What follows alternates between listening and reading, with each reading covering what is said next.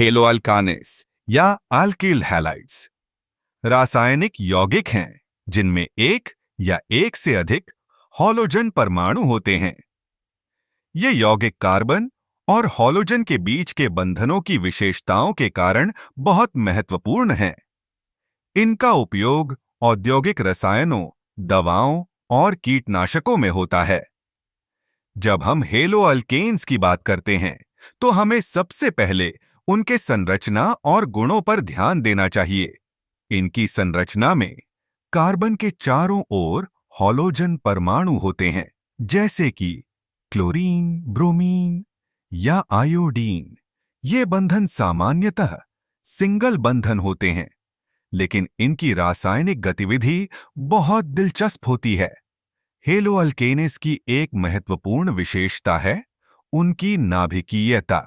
Halogen परमाणु electron गेटिव होते हैं, जिसका मतलब है कि वे इलेक्ट्रॉनों को अपनी ओर खींचते हैं।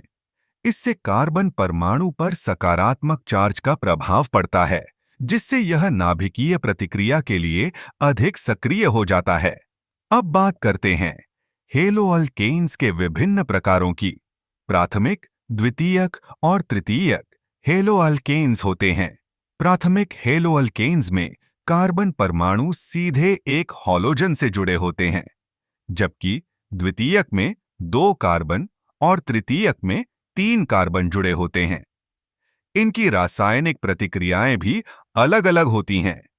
हेलोअल्केन्स की एक और खास बात यह है कि ये न केवल नाभिकीय प्रतिक्रियाओं में भाग लेते हैं, बल्कि ये SN1 और SN2 तंत्र के माध्यम से भी प्रतिक्रिया करते हैं। SN1 तंत्र में प्रतिक्रिया एक चरण में होती है, जबकि SN2 तंत्र में यह 2 चरणों में होती है। SN1 तंत्र में एक स्थिर कार्बोकैशन बनता है, जबकि SN2 में एक रिवर्सिबल बंधन बनता है। इनकी भौतिक गुणों की बात करें तो हेलोअल्केन्स की उबालने और गलनांक की विशेषताएं भी बहुत महत्वपूर्ण हैं। जैसे जैसे हॉलोजन का आकार बढ़ता है, उबालने का तापमान भी बढ़ता है। यह इसलिए होता है क्योंकि बड़े हॉलोजन अधिक वान डेर वाल्स बल उत्पन्न करते हैं। हेलोअल्केन्स का उपयोग औद्योगिक रसायनों में बहुत व्यापक है। ये सॉल्वेंट्स, दवाओं और कीटनाशकों में पाए जाते हैं। उदाहरण के लिए क्लोरोफॉर्म और डाइक्लोरोमीथेन का उपयोग औद्योगिक प्रक्रियाओं में किया जाता है। अंत में हेलोअल्केन्स की रासायनिक प्रतिक्रियाएं और उनके गुण हमें रसायन विज्ञान की गहराई में ले जाते हैं।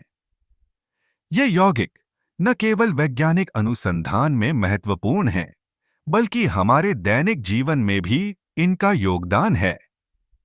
इनकी समझ हमें रसायन विज्ञान की जटिलताओं को समझने में मदद करती है।